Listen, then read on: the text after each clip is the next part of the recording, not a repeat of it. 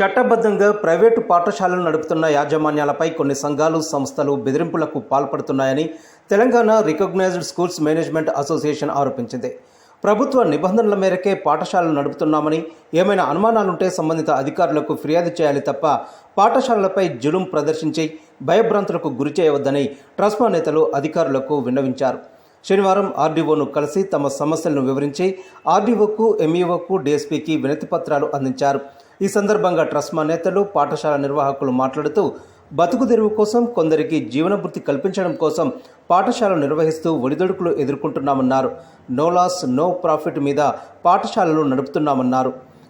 అనవసరమైన రాద్ధాంతాలు చేస్తూ తమను ఇబ్బందులకు పెడితే సహించబోమని చెప్పారు.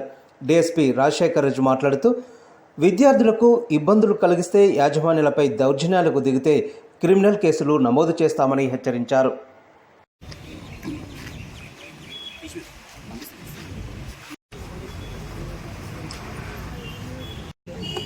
ఈరోజు మిర్యాలగూడ పట్టణ ట్రస్మా సంఘ ఆధ్వర్యంలో మన ఆర్డీఓ గారికి వినతిపత్రం సమర్పించడం జరిగింది.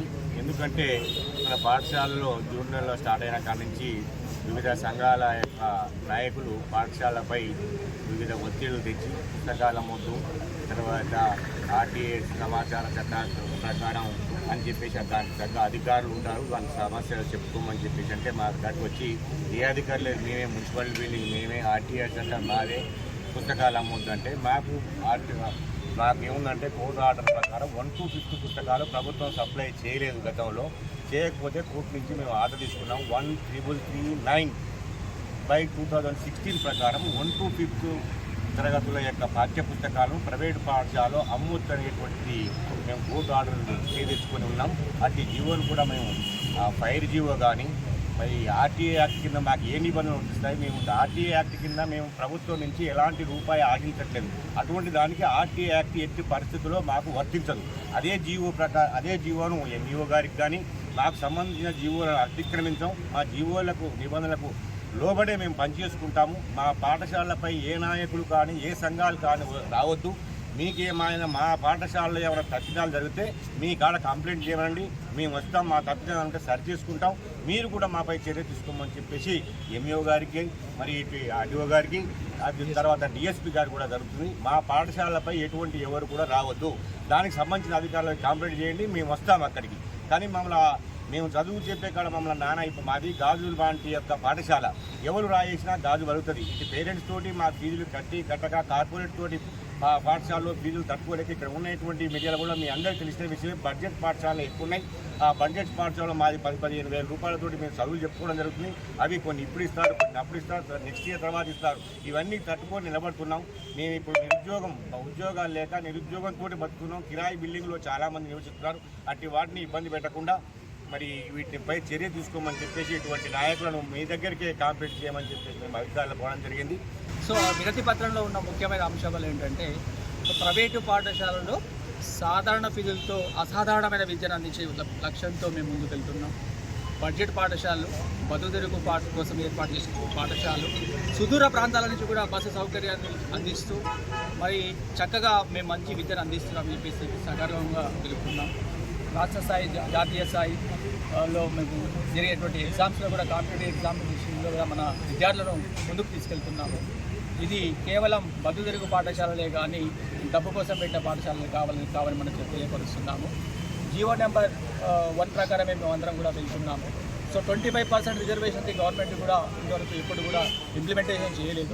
సో 25% గవర్నమెంట్ కనుక ఇంప్లిమెంటేషన్ చేసినట్లయితే తప్పకుండా మేము 25% ఉచిత విద్యను అందించడానికి ముందున్నాము. అంతేకాకుండా ఇక్కడ చాలామంది రకరకాలుగా మాట్లాడుతూ ఇబ్బందులు పెడుతున్నటువంటి వ్యక్తులకందరికీ తెలియపరిచే విషయం ఏంటంటే, మరి చక్కటి విద్యను అందించినప్పుడు చక్కటి బుక్స్ అవసరం. మరి చక్కటి బుక్స్ అవసరం కాబట్టి చక్కటి బుక్స్ కావాలంటే ఇక్కడ మార్కెట్లో ఉన్నటువంటి బుక్స్ తోటి ముందుకు వెళ్ళలేరు విద్యార్థులు ఎవరు కూడా.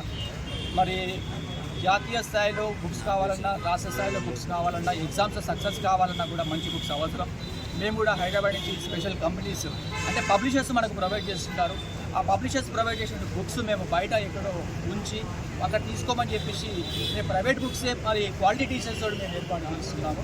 మరి దయచేసి ఇదంతా కూడా అర్థం చేసుకొని మానవతా దృక్పథంలో అందరూ కూడా మా 76 ప్రైవేటు పాఠశాలలకు సహకరించాలని చెప్పేసి మనస్ఫూర్తిగా కోరుకుంటూ, ప్రధానంగా ఈ విద్యార్థి సంఘాలు, కుల సంఘాలు, రాజకీయ పార్టీల వాళ్ళు ఇప్పుడు ప్రైవేట్ స్కూల్ అంటే 3 రకాలుగా ఉన్నాయి. కార్పొరేట్ స్కూలు, బడ్జెట్ స్కూలు, మరి గ్రామీణ ప్రాంత ప్రైవేట్ స్కూల్ ఉన్నాయి. కార్పొరేట్ స్కూల్ అన్నీ పట్టుకొని మీరు ఎక్కువ అధిక ఫీజులు దోపిడీ చేస్తున్నారు, ప్రైవేట్ స్కూల్ అన్ని ఫీజులు దోపిడీ చేస్తున్నారని చెప్పి ఈ కుల సంఘాల వాళ్ళు, విద్యార్థి సంఘాలు మాపై భయభ్రాంతులు గురి చేస్తూ ఉన్నారు. కార్పొరేట్ కాలేజ్ స్కూల్లో కానీ వాళ్ళు యజమాని కానీ అధిక ఫీజులు తీసుకుంటున్నారు. వాటిలో మమ్మల్ని గాలి కట్టేయద్దు. మాది ప్రైవేట్ బడ్జెట్ స్కూలు. మేము ఉన్నత చదువుకొని మాకు ఉపాధి లేక మేము బతుకుతూ ఒక 10 మందికి ఉపాధ్యాయులకు బోధన కల్పిస్తూ ఎంతోమంది విద్యార్థులకు విద్యా బోధన చేస్తూ ఉన్నాం. మేము మా ఫ్యామిలీని బతికించకపోవడం ప్రైవేట్ పాఠశాల మేము నడుపుతున్నాం తప్ప అధిక లాభాలు ఆశించో మేము వేరే రకంగా మేమైతే ఆశించడం లేదు. కాబట్టి విద్యా సంఘాలు, కుల సంఘాలు ఆలోచించాలి. ఏ స్కూల్ ఎంత ఫీజులు ఉన్నాయనేది మా గవర్నింగ్ బాడీ తీర్మానం చేసుకుంటున్నాము. మేము అందరం కూడా ప్రభుత్వ నిబంధన జీవో నిబంధన 2 ప్రకారమే గవర్నింగ్ బాడీ తీర్మానం చేసుకొని మా ప్రైవేట్ స్కూల్ యొక్క ఫీజు ఎంత ఉన్నాయి వాటి నోటీస్ బోర్డు మీద మేము పెట్టేసుకుంటున్నాము. మా దగ్గర కూడా అంతా కూడా బీఈడి క్వాలిఫైడ్ టీచర్సే ఉన్నారు. ఈరోజు చాలామంది బీఈడి వాళ్ళు, అనేక మంది బీఈడి టీచర్స్ కూడా మా దగ్గర పనిచేస్తూ ఉన్నారు. కాబట్టి మా దగ్గర హెల్త్ క్వాలిఫైడ్ టీచర్స్ ఉన్నాము. వాస్తవానికి 1వ తరగతి నుంచి 5వ తరగతి వరకు గవర్నమెంట్ పుస్తకాలు మాకు సప్లై చేయడం లేదు. కొంతమంది గవర్నమెంట్ ఏం చేస్తుంటే ఒకసారి తెలుగు వదిలి పెడుతుంది, తెలుగు తర్వాత హిందీ ఇస్తుంది. కొంతమంది ఆగస్టు సెప్టెంబర్ వరకు ఆ పుస్తకాలు మార్కెట్ విడుదల చేస్తున్నారు. మేము కూడా మా ప్రైవేట్ స్కూల్ వాళ్ళము మా ప్రైవేట్ స్కూల్ సంబంధించి ముద్రించిన పుస్తకాలు అమ్మటం లేదు. మార్కెట్లో దొరికేటటువంటి వివిధ రకాల బుక్కులు మాత్రమే మేము బయట తీసుకోమని చెప్తా ఉన్నాం. అవి కూడా మా పాఠశాల ఎక్కడికో కనబడట్లేదు మీకు. అయితే మేము ఎక్కడ కూడా ప్రభుత్వ నిబంధనలు అతిక్రమించట్లేదు. 6th to 10th క్లాస్ మీరు కూడా ఏ ప్రైవేట్ స్కూల్ చూడండి, గవర్నమెంట్ టెక్స్ట్ బుక్సే వాడుతూ ఉన్నాము. అవి కూడా బయట బుక్స్ తెచ్చుకోమని చెప్తున్నాం. ఓన్లీ దానికి అల్టిమేట్గా ఒక ఐఐటి బుక్స్ మాత్రమే మేము పెడతా ఉన్నాము. ఎందుకంటే ఈరోజు పోటీ ప్రపంచం కాబట్టి పేద విద్యార్థులు కూడా ఐఐటి కొట్టాలనే ఉద్దేశంతో ఒక ఐఐటి బుక్స్ మాత్రమే మేము, అది కూడా కొంతమంది బయటనే మార్కెట్ తీసుకోమని చెప్తున్నాం. మిర్యాలగూడ ప్రైవేట్ స్కూల్స్ అసోసియేషన్ వాళ్ళు ఒక కంప్లైంట్ ఇవ్వడం జరిగింది. కంప్లైంట్ కాదు, it's a kind of representation. దాంట్లో వాళ్ళు కొంతమంది కొన్ని associations, youth associations, community associations వాళ్ళ స్కూల్లోకి వచ్చి వాళ్ళని డిస్టర్బ్ చేస్తున్నారు, ఇబ్బంది పెడుతున్నారు అనేది కంప్లైంట్. దాంట్లో మిగతా ఇష్యూస్ ఉన్నాయి. One thing is related to RTI అనేది they are not our subjects. So మా వైపు నుంచి మేము చెప్పేది ఏంటంటే, ఎక్కడైనా సరే స్కూల్లో పిల్లల చదువుకి బలవంతంగా వాళ్ళకి ఇబ్బంది పెట్టి వాళ్ళ చదువు డిస్టర్బ్ చేసిన తర్వాత ఎక్కడ ఎవరు ప్రైవేట్ ఆర్గనైజేషన్స్ మీద కానీ ఆ ఆర్గనైజేషన్స్ ఓనర్స్ మీద కానీ బెదిరింపులకు పాల్పడ్డ చట్టరీత్యా ఖచ్చితమైనటువంటి చర్య తీసుకుంటాం. రెండోది, it is the duty of the principals or head masters or whatever are the management whatever to report the issue to the police. మాకు కంప్లైంట్ చేస్తే మేము దాంట్లో యాక్షన్ తీసుకోగలం. వాళ్ళు ఇచ్చినటువంటి కంప్లైంట్ ప్రకారం దాంట్లో కొన్ని వేరే ఫీజులకి సంబంధించినవి అవి కన్సర్న్డ్ అధికారులు వాళ్ళు చూసుకుంటారు. మాకు సంబంధించిన ఇష్యూ వరకు దీంట్లో వాళ్ళు ఫోర్స్ఫుల్గా స్కూల్లోకి రావటము, స్కూల్లో పిల్లల ఎడ్యుకేషన్ డిస్టర్బ్ చేయటము, వీళ్ళ మీద బెదిరింపులకు పాల్పడటము అనేవి 3 అంశాలు ఉన్నాయి దాంట్లో.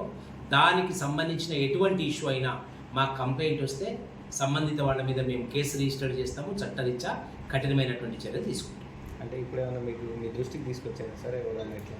So that's very nice point. ఇప్పుడు జనరల్గా ఇప్పటివరకు వాళ్ళని నేను స్పెసిఫిక్గా అడిగిన ఏదైనా కంప్లైంట్ ఉందా ఇప్పుడు అంటే లేదు, జనరల్గా మేము ఒకసారి ఇట్లా మాకు ప్రొటెక్షన్ గురించి చెప్తామన్నారు.